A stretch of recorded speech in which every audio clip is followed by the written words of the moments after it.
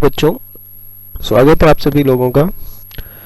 तो आज हम वेक्टर अलजेब्रा के बारे में पढ़ने वाले हैं। वेक्टर अलजेब्रा हमने 11th क्लास में फिजिक्स में भी पढ़ा था और ये 12th क्लास में मैथमेटिक्स का भी पार्ट है। बहुत इम्पोर्टेंट पार्ट है ये मैथमेटिक्स का, क्लास 12th का। तो वेक्टर अलजेब्रा में हम कौन कौन से टॉपिक्स पढ़ रहे हैं, क्या क्या चीज़ें हमें इंक्लूड करनी है, वो सारी चीज़ें हैं जो हमने 11वीं क्लास में पढ़ी थी। हमने एडिशन ऑफ वेक्टर्स वहाँ पर सीखा था, हमने डॉट प्रोडक्ट और क्रॉस प्रोडक्ट के बारे में भी सीखा था। ये सारी चीज़ें हमें 12th क्लास में भी मैथमेटिक्स में पढ़नी है। वेक्टर अलजेब्रा की बहुत ही सिंपल यूनिट है और एग्ज़ाम में बोनस मार्क्स हैं इस चीज़ के, वेक्टर अलजेब्रा के। तो अभी हम स्टार्ट करने वाले हैं वेक्टर अलजेब्रा। तो वेक्टर अलजेब्रा स्टार्ट करने से पहले मैं आपको बता दूं कि हमारे डे टू डे लाइफ में वेक्टर्स का बहुत ज़्यादा इस्तेमाल है, कैसे होता है, वेक्टर्स कहाँ काम आते हैं, वो सारी चीज़ें भी हम यहाँ पर पढ़ने वाले हैं। तो वेक्टर्स सबसे पहले वो क्वांटिटीज़ होती हैं जिनकी मैग्नीट्यूड होती है और डायरेक्शन होती है और वो triangle law of vectors addition को फॉलो करती हैं। ये बहुत इंपॉर्टेंट चीज़ होती है डेफिनेशन में लिखना कि vector quantity triangle law of vectors addition को फॉलो करती है, क्योंकि कुछ एक फिजिकल क्वांटिटीज़ हैं जैसे कि फॉर एग्जांपल करंट का मैग्नीट्यूड भी होता है और डायरेक्शन भी होती है, क्योंकि आप लोगों ने पढ़ा है कि current positive terminal of battery से नेगेटिव टर्मिनल ऑफ बैटरी की तरफ फ्लो करता है। लेकिन इसके बावजूद भी करंट को हम स्केलर क्वांटिटी के रूप में ट्रीट करते हैं, क्योंकि करंट के एडिशन के वक्त triangle law of vectors addition को यूज़ नहीं किया जाता है। ठीक है, तो यहाँ पर एक इम्पोर्टेंट बात है जो नोट करने लायक है, वो ये है कि अलजेब्रा के जो रूल्स हैं वो एडिशन, सब्ट्रैक्शन और मल्टीप्लिकेशन ऑफ वेक्टर क्वांटिटीज के दौरान यूज नहीं होते। तो you have to make of note of it. Okay, next is कुछ एग्जांपल्स है हमारी डे टू डे लाइफ से जहाँ पर हम देखते हैं कि वेक्टर्स का इस्तेमाल कहाँ किया जाता है। पहला एग्जांपल है, motion of aeroplane is based on the concept of vectors. When the motion of the aeroplane is considered, both speed and in which direction it flies in the sky is also taken into account. जब aeroplane sky में travel करता है तो इसका ये जो motion है बच्चों, ये वेक्टर का एग्जांपल है, क्योंकि कितनी लैटिट्यूड पे, कितने लॉन्गिट्यूड पे जा रहा है, कितनी स्पीड से जा रहा है, कौन सी डायरेक्शन में जा रहा है, वो सारी चीज़ें हमें ध्यान में रखनी पड़ती है, क्योंकि स्काई आप लोगों को पता है फ्री रूट है। अगर एरोप्लेन्स को प्रॉपर तरीके से डायरेक्शंस के बारे में नहीं बताया जाएगा पायलट्स को, तो वहाँ पर स्काई में सबसे ज़्यादा क्रैशेस होंगे। तो हर एरोप्लेन का एक पर्टिकुलर पाथ होता है, एक पर्टिकुलर डायरेक्शन होती है, उस पर्टिकुलर डायरेक्शन और पाथ को वो फॉलो करेगा, तभी वो अपनी डेस्टिनेशन तक पहुँच पाएगा। तो जो motion of aeroplane in the sky होता है, ये किस चीज का एग्जांपल है? वेक्टर क्वांटिटीज का। The landing instructions in which a pilot receives from air traffic controller, ये भी हमारे पास एक वेक्टर का एग्जांपल है, क्योंकि वो जो ट्रैफिक कंट्रोलर के टावर पे जो बंदा बैठता है, वो जो इंस्ट्रक्शन प्रोवाइड करता है एयरप्लेन को कि अब आप लैंड हो जाइए, अभी आप मत होइए, अभी आप इतनी स्पीड से आइए, अभी आप इस वाले रनवे पे आइए। ठीक है, ये सारी चीज़ें जब वो प्रोवाइड करता है तो वो उस डायरेक्शन भी बताता है और ये भी बताता है कि आपकी स्पीड काफ़ी तेज़ है, आप अपनी प्लेन की स्पीड धीरे कीजिए। तो मैग्नीट्यूड और डायरेक्शन दोनों चीज़ें वहाँ पर काउंट होती हैं। ठीक है, अब एक और एग्जांपल हम देखते हैं कि जब suppose that A ball is throne, कोई भी एक बॉल को किसी भी एक स्पीड से, फॉर एग्जांपल इस बच्चे ने दौड़ते हुए ये बॉल फेंकी, तो इस बॉल को इसने एक पर्टिकुलर डायरेक्शन दे दी और एक डायरेक्शन में वो वेलोसिटी भी दे रहा है ना। इस पर्टिकुलर डायरेक्शन में सपोज कर लिया हमने, वो नॉर्थ डायरेक्शन में वेलोसिटी दे रहा है, तो वो एक बॉल को जब फेंक रहा है तो it is an example of vector, क्योंकि वो डायरेक्शन भी दे रहा है और मैग्नीट्यूड ऑफ वेलोसिटी भी वहां पर है, स्पीड भी वहां पर है।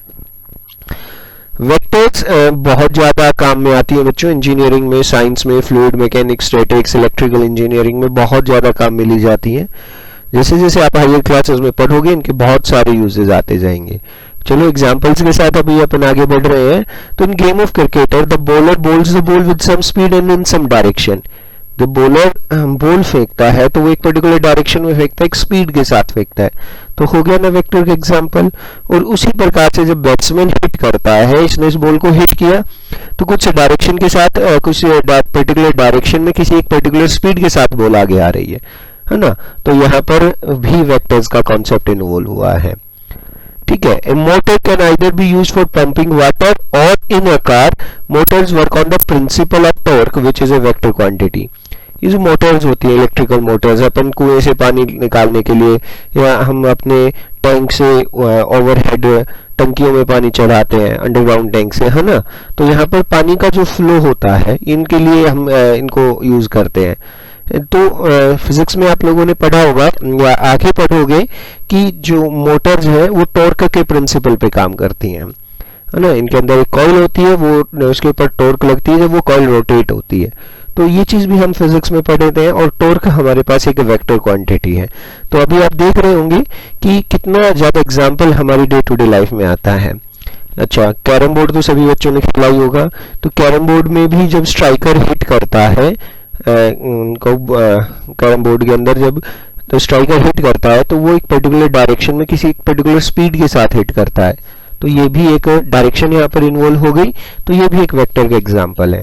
तो ओवरऑल इन बाय एग्जाम्पल से हम एक चीज समझते हैं, हमारा जो कॉन्सेप्ट बनता है वो ये बनता है कि वेक्टर्स क्वांटिटी में एक मैग्नीट्यूड होता है और एक डायरेक्शन होती है। ठीक है, तो जब मैग्नीट्यूड और डायरेक्शन होती है और वो दोनों की क्वांटिटीज दोनों चीजों के होने के बावजूद यदि वो क्वांटिटी ट्रायंगल और parallelogram law of vector addition को फॉलो करती है तो वो वेक्टर के एग्जाम्पल बन जाती है। कुछ बहुत कॉमनली यूज्ड वेक्टर क्वांटिटीज के एग्जांपल्स हैं आपके सामने। डिस्प्लेसमेंट है ना, डिस्प्लेसमेंट वेक्टर है बच्चों, डिस्टेंस स्केलर है। वेलोसिटी वेक्टर है, स्पीड स्केलर है। एक्सेलरेशन वेक्टर है, फोर्स वेक्टर क्वांटिटी है, टॉर्क वेक्टर क्वांटिटी है। इलेक्ट्रिक फील्ड वेक्टर क्वांटिटी है, magnetic field, angular velocity, linear momentum, dipole movement, vector potential, angular momentum, weight, current density, thrust, magnetic dipole movement, polarisation. ये सारी की सारी vector quantity है। इनको कहीं ना कहीं आपने फिजिक्स में पढ़ा भी होगा या फिर आने वाले दिनों में आप अपनी फिजिक्स में इन सब चीजों को पढ़ते हैं। ठीक है, तो वेक्टर्स के डिस्कशन के आगे बढ़ते हैं अपन।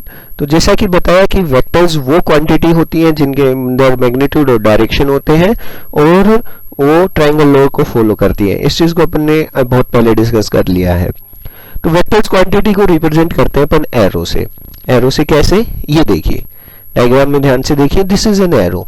तो एरो का ये जो पॉइंट होता है, ये चीज, ये हमारे पास ये जो पॉइंट है यहाँ से वेक्टर क्वांटिटी स्टार्ट हुई है, ये डायरेक्शन को दिखा रहा है। ये जो डॉट यहाँ पर लगा हुआ है ये टर्मिनल पॉइंट को शो करता है, ये हेड है। और यहाँ से पॉइंट ए से लेकर के पॉइंट बी तक का जो डिस्टेंस है वो कहलाता है इसका मैग्नीट्यूड। ठीक है, तो पॉइंट ए यहाँ पर देखिए, point A is tail, okay, as shown in the figure from the where vector A B starts it is called initial point. The point B where it ends it is called terminal point. और A से B के बीच का जो distance है वो क्या कहलाता है, इसका मैग्नीट्यूड कहलाता है। तो मैग्नीट्यूड जो अपन ने लिखा है वो मोड की साइन के अंदर लिखा जाता है, मोड ए बी और उसके ऊपर एरो का साइन। मतलब ये है कि ये एक सिंपली इस मैग्नीट्यूड को शो कर रहा है। और मैग्नीट्यूड, जब ओनली मैग्नीट्यूड की डीलिंग कर रहे हैं अपन, तो ओनली मैग्नीट्यूड एक स्केलर क्वांटिटी होती है। अगर ए बी वेक्टर के रूप में लिखा जाए जैसे कि यहाँ पर लिखा हुआ है तो ये पूरी चीज एक वेक्टर है। यहाँ पर आप इसको ऐसे लिखते वक्त आपको magnitude as well as direction दोनों चीजें रिप्रेजेंट कर रहा है। लेकिन जो कोई क्वांटिटी कुछ इस प्रकार से लिखी जाती है तो वो सिंपली उसके मैग्नीट्यूड को शो कर रही है और ओनली मैग्नीट्यूड जो होता है वो एक स्केलर क्वांटिटी होती है। ठीक है, अब इसमें जनरली 3 डायमेंशनल स्ट्रक्चर के बारे में पढ़ेंगे। तो 3 डायमेंशंस होते हैं हमारे पास। आप अपने राइट हैंड को कुछ इस प्रकार से फोल्ड करेंगे तो जो थंब है उसको जनरली अपन जेड एक्सेस मान लेते हैं। ये जो आपका है ये वाई एक्सेस हो गया, रिस्ट की तरफ से जो लाइन खींची हुई है, और जो फिंगर्स का प्लेन है ये अपना एक्स एक्सेस हो गया है। तो ये जो है ये हमारा ओरिएंटेशन कन्वेंशन दिखा रहा है वेक्टर्स के लिए 3 डायमेंशंस के रूप में। ठीक है, तो that is all we have to study about. In the next class we will discuss about the addition of vectors. बच्चों, अगर आपको कुछ चीज़ों में डाउट होता है तो आप लाइव क्लास में आके पूछ सकते हैं।